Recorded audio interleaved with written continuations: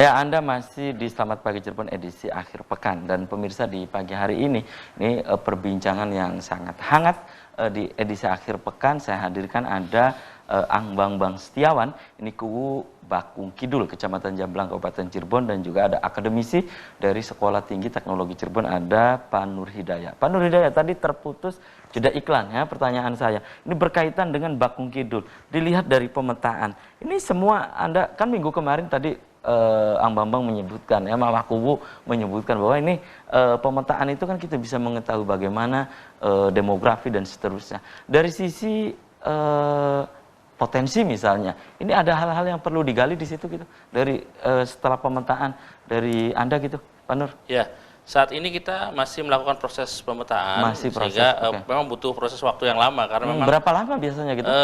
Kurang lebih 2 bulanan lah. 2 bulanan untuk melihat, karena memang kan kita melibatkan masyarakat ya. Kalau mungkin ada kita, partisipasi ya? Partisipasi, kalau mungkin dikerjakan sendiri bisa lebih cepat. Tapi karena kita pengen masyarakat juga belajar terhadap proses itu, sehingga tidak hanya tersentral pada kita sebagai akademis ya, tapi juga masyarakat diberikan edukasi terkait bagaimana sih cara membuat peta gitu, lalu bagaimana sih kita memilah-milah mana potensi, mana kelemahan kita gitu. Kira-kira seperti itu, sehingga prosesnya masih berjalan. Jadi saat ini belum ada kesimpulan? Belum ada saat ini. Belum ada ya, belum ada. Oke, saya kembali ke Ang Bambang. Ang Bambang, Ang Bambang ini menggandeng Sekolah Tinggi Teknologi Cirebon ya, Desa Bakung Kidul, Kecamatan Jamblang, Kabupaten Cirebon. Apa sih tujuannya gitu? Ya, STTC merupakan sekolah tinggi teknik ya. Jadi kami di tingkat desa itu kan dalam pelaksanaan pembangunan kita ingin meruncing gitu. Apa-apa yang ingin kita implementasikan itu ada goals yang runcingnya. Misalkan pembangunan kita master plan ya, nanti harus tertuang menjadi sebuah gambar-gambar desain master plan tersebut. Kemudian nanti dari master plan bisa diturunkan menjadi desain-desain bangunan-bangunan tertentu gitu. Nah, itu pastinya harus disupport oleh yang mumpuni, dalam hal ini ya akademisi di bidang teknik gitu. Gitu. Jadi ya alhamdulillah saya juga mendorong lah gitu. Warga saya juga kan sekarang banyak ketertarikan di bidang sosial, hukum dan lain-lainnya. Kelihatannya kurang balance ke arah teknik gitu. Padahal 80% keberhasilan pembangunan itu hal-hal teknik. Pastinya kita harus selesai dengan konsensus, masalah administratif, hukum dan lain-lainnya. Tapi keberhasilan itu akhirnya harus kita selesaikan secara engineering. Nah, alhamdulillah, dan kami Kuwu, walaupun saya juga basicnya adalah teknik sipil, tapi kita tahu Kuwu dalam kesehariannya harus tahlilan, harus menghadiri musyawarah warga, harus kondangan dan lain-lainnya gitu. Sehingga kita kurang sekali untuk memiliki waktu dan energi untuk memikirkan hal-hal yang sifatnya perencanaan yang sangat detail. Demikian juga perangkat kami gitu. Kita tahu di tingkat desa kan pendidikannya masih belum merata dan lain-lainnya. Oleh karena itu saya sangat bersyukur karena bisa dibantu nanti ke depannya oleh STTC gitu. Itu. Oke, masih saya ke Ang Bambang ya. Dari sisi demografi, kemudian database ya, kemudian ini pelaksanaan. Nah, ini seperti apa kesiapannya gitu Ang Bambang sendiri, Pemdes Bakung Kidul ini? Ya, insya Allah kami dari Pemdes siap untuk belajar, siap untuk bekerja bersama-sama dengan bimbingan dari STTC, karena metodologinya yang tahu adalah STTC, tapi alhamdulillah kita sefaham untuk bisa mengedukasi masyarakat gitu. Jadi kita tidak hanya hasilnya yang terasa tapi tidak ada unsur edukasinya, karena ke depan kan kita perlu regenerasi, kita libatkan juga lembaga-lembaga desa, dan kami pun di Pemdes, saya sebagai Kuwu kan tidak akan seterusnya, artinya kita ingin membangun suatu generasi yang ke depan itu untuk Bakung Kidul bisa lebih baik lagi ke depannya gitu ya. Baik, oke. Kembali saya ke Pak Nur. Pak Nur, fungsi kampus terhadap desa sendiri itu apa sih gitu? Apakah hal ini merupakan ejawantah dari Pak Nur berkaitan dengan mendampingi desa Bakung Kidul itu gitu? Ya, baik.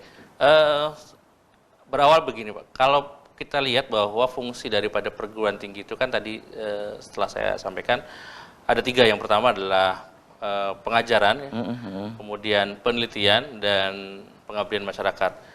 Nah, dalam hal ini kami mendampingi desa Bakung Kidul itu dalam rangka pertama adalah pengabdian masyarakat dan penelitian. Jadi kami membantu juga proses pendampingan terhadap proses pembangunannya, kemudian kami juga meneliti nanti sejauh mana tingkat partisipatifnya dan lain-lain yang bisa kami teliti nanti di ke depan, sehingga kami bisa menyampaikannya kepada forum-forum nasional bahwa ada loh desa Bakung Kidul di Cirebon yang memang masyarakatnya kondisinya seperti ini gitu, kira-kira seperti itu. Oke, dari sekilas pemetaan yang tadi disebutkan oleh Pak Nur dan juga Bang pemetaan kemudian master plan, Anda melihat boleh dibilang ini kesimpulan yang tentatifnya seperti apa gitu? Anda melihat Bakung Kidul? Iya, Bakung Kidul mempunyai wilayah yang cukup luas ya, lalu kemudian mempunyai dari sisi geografi ini, itu begitu luas gitu. Luas. Kemudian potensi-potensi yang ada di sana banyak ya, ada beberapa perekonomian yang tumbuh ya. Kemudian kemudian ada beberapa tempat-tempat ya, situs itu yang memang ada di sana yang memang sebenarnya bisa jadi potensinya menjadi potensi wisata gitu. Dan kalau saya lihat Bakung Kidul sebenarnya bisa jadi suatu sentral untuk suatu kegiatan kepariwisataan di Kecamatan Jamblang.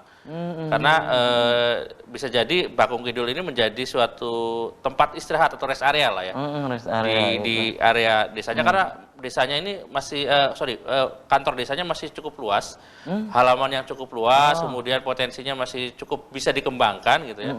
Nah ini menjadi integrasi buat nanti Kecamatan Jamblang ke depan. Saya pikir untuk hipotesa saat ini ya mungkin seperti itu. Oke, kembali saya ke Bang. Ini yang tadi disebutkan oleh Pak Nur. Ini Pak Nur kan berdasarkan by data yang disampaikan oleh Pak Nur ini kan. Nah ini daya dukungnya apa saja gitu Bang? Ya. Itu luar biasa sekali katanya. Ini bisa jadi destinasi gitu ya? Iya. Nah kita menerapkan sebuah visi misi yaitu Jaya Bestari ya, Bakung Kidul Jaya Bestari. Apa itu Bang? Jaya itu adalah kemajuan dan Bestari kita ingin ada regenerasi ke depannya gitu. Jadi tidak hanya selesai kemajuan pada saat kepemimpinan saya, tapi kira-kira long lasting ya, selamanya Bakung Kidul sekian generasi akan tambah lebih baik lagi. Nah kami memiliki banyak potensi ya, yang outcomes-nya itu kita inginkan kita menjadi salah satu desa wisata terbaik di Indonesia gitu ya, dengan membangun beberapa pilar ya outputnya gitu. Di antaranya kita singkat tuh Wismedi ya, desa wisata, kemudian desa sehat, eksportir, terus mandiri, edukatif, digital dan ibadah. Dengan berbagai macam program yang kita inginkan ya secara garis besar, tapi nanti detailingnya kita sambil berjalan karena ini butuh master plan ya. Setidaknya kita ingin mengembangkan 8 kawasan wisata gitu ya, diantaranya kawasan rest area di Balai Desa Bakung Kidul, kemudian di belakang Balai Desa itu ada kawasan milik BBWS yang kita ingin kerjasamakan dengan BBWS menjadi kawasan seperti Papringan Temanggung, karena potensinya bambu-bambunya luar biasa, sangat indah dan lain-lainnya. Kita juga punya 250 hektar sawah yang merupakan potensi agrowisata dan potensi penghasil beras yang salah satu luar terbesar. Biasa, ya.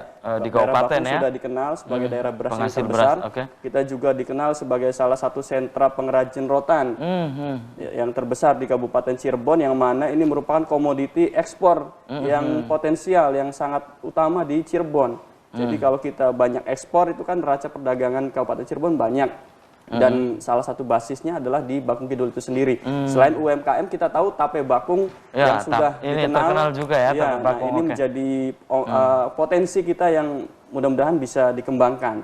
Nah itu ya luar biasa sekali. Dan kembali saya ke Pak Nur. Pak Nur, yang tadi disebutkan oleh Pak Nur dari awal ya, dari season pertama itu, bahwa ini mayoritas desa di kita ini pembangunannya adalah maksudnya skala prioritasnya, tujuan antara dalam pembangunan gitu ya, kemudian ultimate goal-nya, tujuan akhirnya, intermediate goal-nya, sasaran antaranya. Ini masih boleh dibilang tadi kata Bang sih sporadis. Kalau kata saya ini serampangan saja pembangunan itu, yang penting ada gitu kan. Nah ini mayoritas masih seperti itu kalau tidak ada pemetaan maupun master plan gitu. Pak Nur? Iya. Kalau saya melihat dari beberapa desa yang pernah saya kunjungi, ya memang kalau saya general semua bilang tidak juga, saya juga belum tahu karena by datanya kan memang belum ada gitu ya. Tapi beberapa desa yang saya lihat bahwa dalam proses pembangunan memang desa yang ada itu tidak menggunakan rencana strategis yang bagus, yang baik gitu ya. Karena tidak terstruktur perencanaannya gitu. Kalau tidak terstruktur artinya pada saat nanti membangun ya tiba masa tiba akal gitu. Mana yang rusak ya baru dibangun, mana yang perlu baru.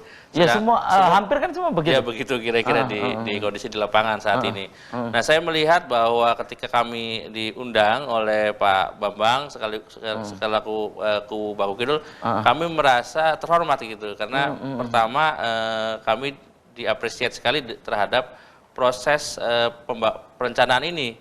Jadi kami datang ke sana lalu kemudian kami paparkan bahwa pentingnya perencanaan dalam desa itu sangat penting. Ternyata diterima dengan baik oleh Pak Bambang dan alhamdulillah visinya Pak Bambang juga kami satu visi dengan kita gitu kira-kira nyambung lah ya. Ada benang merah. Ang Bambang, apakah ini berkaitan dengan Ang Bambang menggandeng Sekolah Tinggi Teknologi Cirebon kemudian membuat pemetaan, master plan, desain, database yang tadi sudah disebutkan itu ini berkaitan dengan adanya dana desa yang harus dimaksimalkan. Apakah hal itu? Tapi tahan dulu nih, Ang Bambang dan pemirsa, Selamat Pagi Cirebon akan segera kembali usai jeda iklan berikut ini.